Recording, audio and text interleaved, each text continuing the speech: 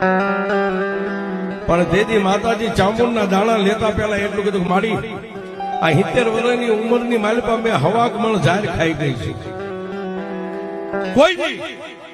કોઈ ભુવાની માતાએ મારું ભલું નથી કર્યું અને આજ મારી તું મને એમ કહેશ કે દાણા ખાઈ જા. મારી રવા દે, ઝાર ખોટી પડશે ને તું ખોટી પડીશ. પણ સાહેબ તેદી મારી અંતરવર્ણી જેને આકાશી વેદો કહેવાય અને તેદી મારી ચામુંડા એટલું બધું સાહેબ